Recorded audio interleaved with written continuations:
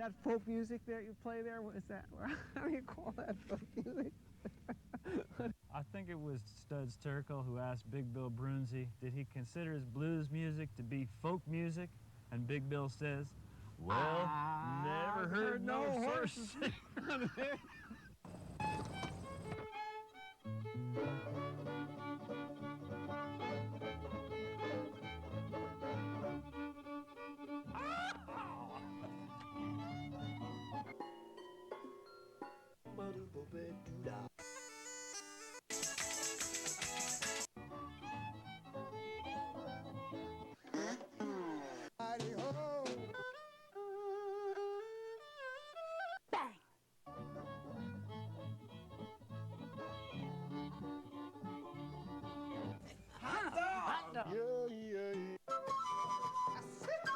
Don't hesitate. It could be your ticket to a new tomorrow.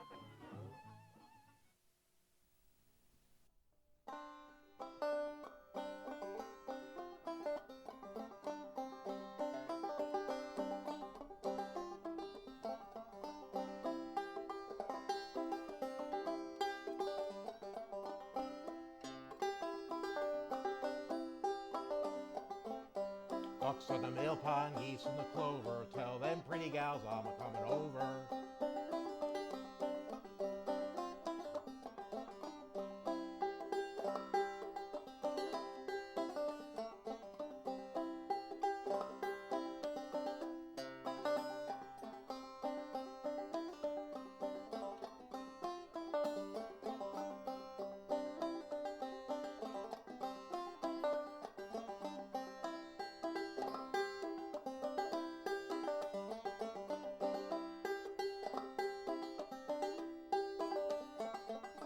Ducks on the mill pond, geese in the ocean, all them pretty gals all in the notion.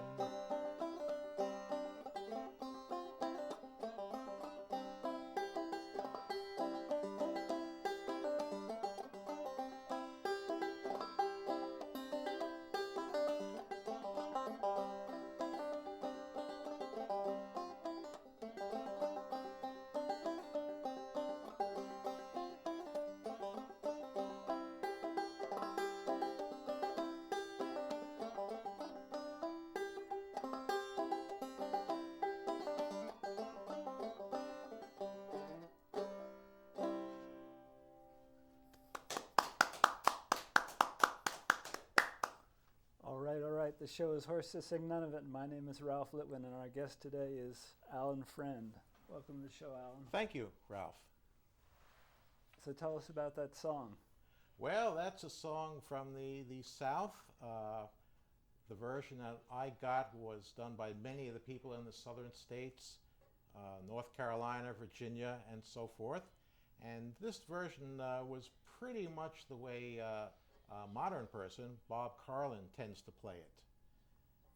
And I tend to do a lot of these old-time tunes and songs.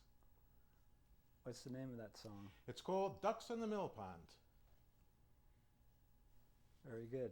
Thank you, thank you. Yeah, it's fun to play the banjo. It's fun to listen. Thank you. What else you got for us? Well, how about a song? This is a ballad, actually, which came from England, as you'll be able to tell from the verses. There's a line there about London. And this was also a version that has been done by old-time people in the southern mountains. This particular version came pretty much from Charlie Poole of North Carolina, although I don't play it quite the way he did. He was a three-finger picker, and I like to do it with two fingers. It's called Gypsy Girl, and it is a happy song.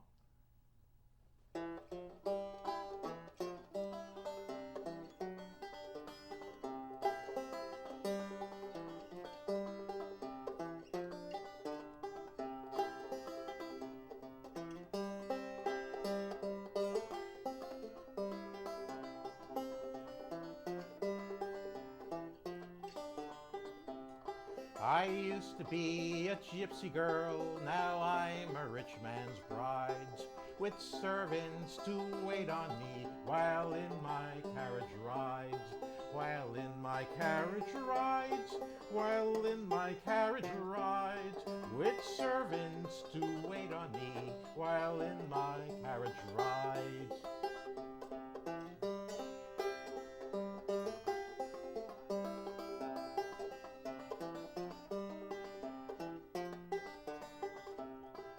As I was a-walking one day down London Street, a handsome young squire was the first I chanced to meet.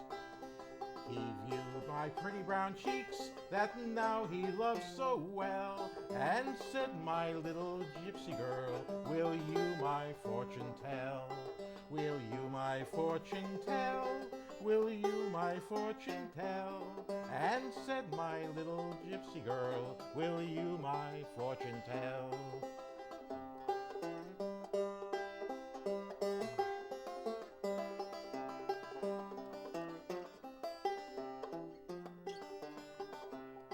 "Oh yes, sir, kind sir, please hold to me your hands. You have many fine mansions in many a foreign lands, and all those young ladies, you'll cast them all aside. I am the gypsy girl who is to be your bride, who is to be your bride, who is to be your bride. I am the gypsy girl who is to be your bride."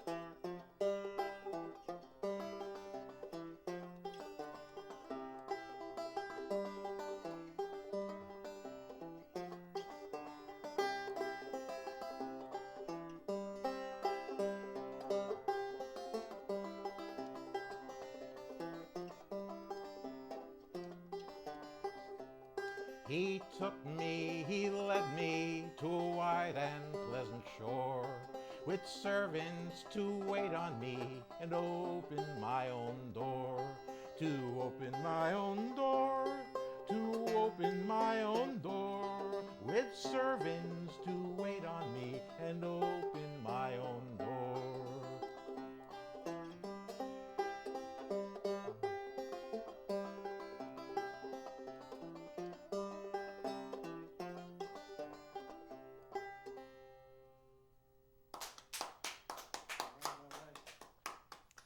A Very happy good. song. Those are rare in old-time music. It's rare in traditional music at all. I sometimes do traditional ballads from England as well as from America, and some of them are pretty tragic. You mentioned Bob Carlin in connection with that first song. Yes. He was my roommate years ago at the Tennessee Banjo Institute. Oh, wow. Good player. Yes, he is. Well, that song also is one that I recorded on my CD, which is called Had a Dog. And sometimes I like to play with other instrumentalists joining me, but that particular one I just like to sing and just play solo. Shall I switch to another instrument? Sure. You've got your concertina here. Yes, I do.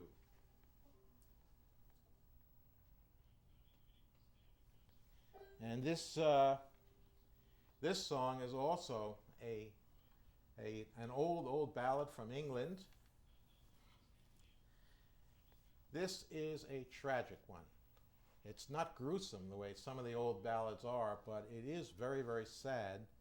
And this is the one that prompted me to buy my first concertina and learn to play the thing.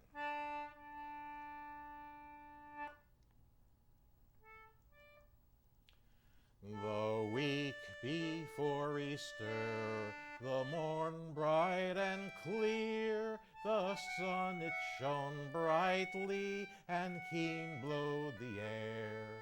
I went up in the forest for to gather fine flowers, but the forest won't yield me no roses.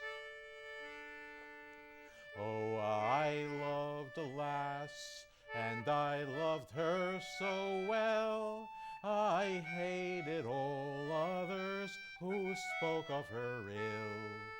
But now she's rewarded me well for my love, for she's gone and she's married another. The parson who married them, aloud he did cry, "Oh, you that forbid it, I'd have a long cry." Then I followed up and I said to her, "How many ships sail in the forest?" The parson who married them, aloud he did cry, "Oh, you that forbid it, I'd have a short cry." Then I thought to myself, I'd a good reason why, though I had not the heart to forbid it. And when that I saw my love in the church stand, with the ring on her finger and the glove in her hand, I jumped in betwixt them and kissed the false bride, saying adieu to false loves forever. And when that I saw my love out the church go, then I followed after, my heart full of woe. I sat down beside her when she sat down to meat, for I was the man that ought to had her. The men in yon forest, they are asking me how many wild strawberries grow in the salt sea. And I answer them back with a tear in my eye, how many ships sail in the forest? Go dig me a grave that is long, wide, and deep, and strew it all over with flowers so sweet, that I may lie down there and take my long sleep. And that's the best way to forget her. So they've dug him a grave, and they've dug it so deep, and they've strewn it all over with flowers so sweet. And he has lain down there to take his long sleep, and maybe by now he's forgotten.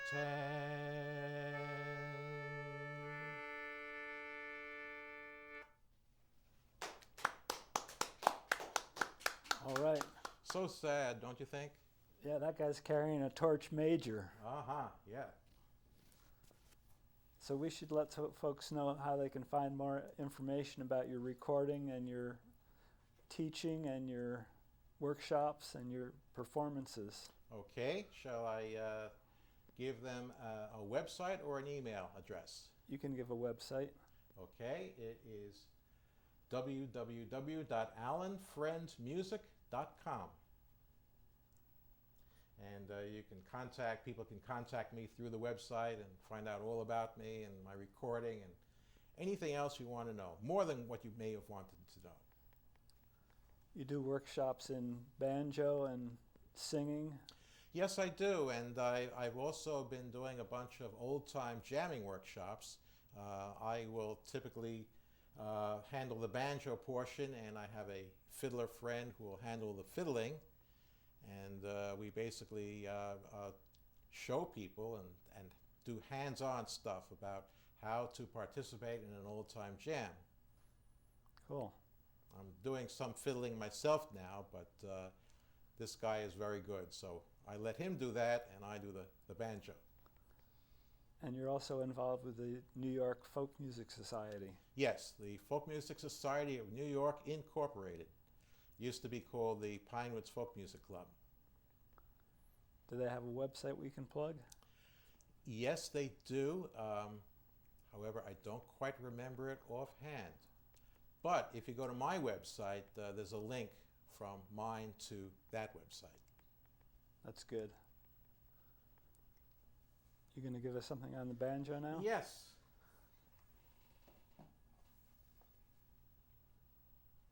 How did you come to be interested in the banjo?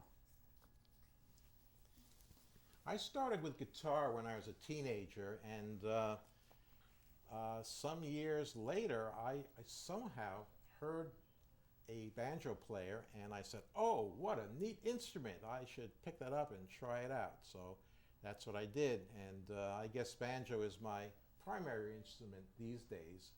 I dabble, as I say, in other instruments, guitar and concertina, and some fiddling, and I've picked up other instruments here and there, but I think the banjo is my main one.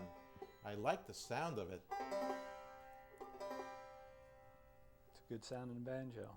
This was one that I made at a banjo building workshop, and Cool. you'll see my little logo on here. The dog howling at the moon right here in the scoop, right over here. And I chose to do that because my CD is on a label called Bay at the Moon Productions. So there's the dog baying at the moon. Nice. So here's a tune called John Lover's Gone.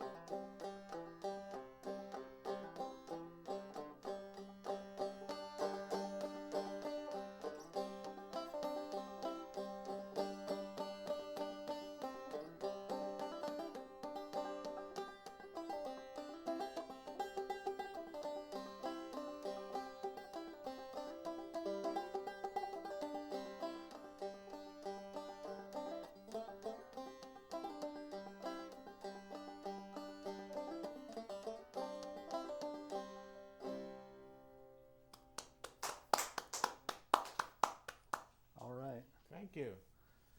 So how did you get interested first in the old music and songs that you like? My father was a singer in a chorus way, way, way back before I was born. And when I was 4 or 5 or 6 years old, I remember him bringing home records of some of the songs that they did that the chorus learned from, and many of them were folk songs. And I just loved the sound. I loved the sound. The melodies, I didn't pay much attention to the words, but the melodies really, really stuck. And then at about that time, 5, 6, 7, he started teaching me to sing harmony with him. So I basically started out singing, and I picked up instruments later.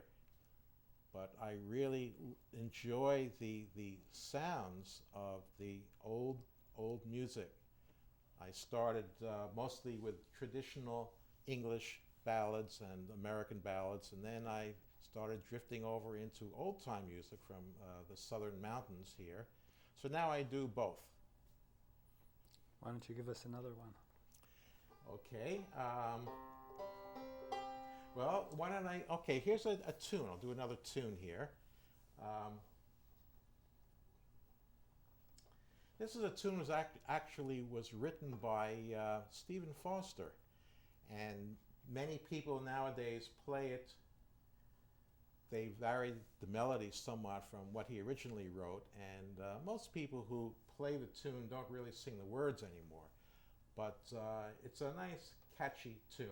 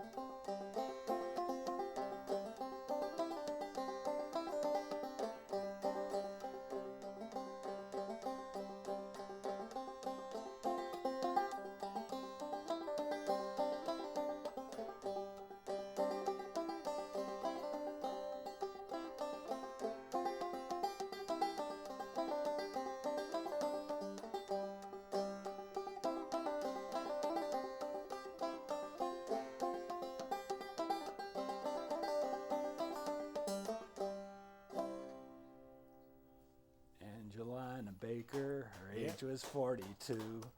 She still won't marry you.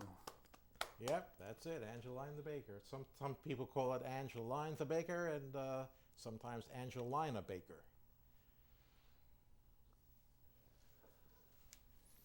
So, how are we doing in terms of time? You've got about 5 minutes. Okay. Well, shall I finish up with another banjo thing here? Sure. This is one that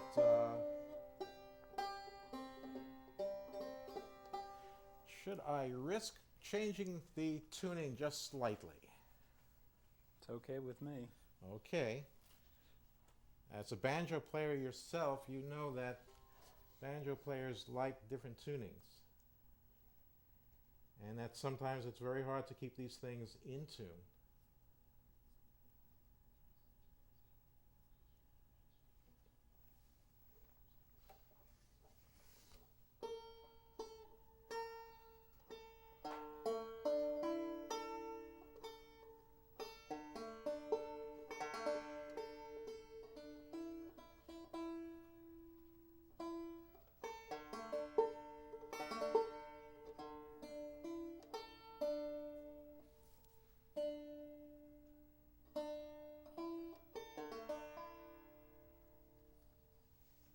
Okay, so here's a tune called Mississippi Sawyer.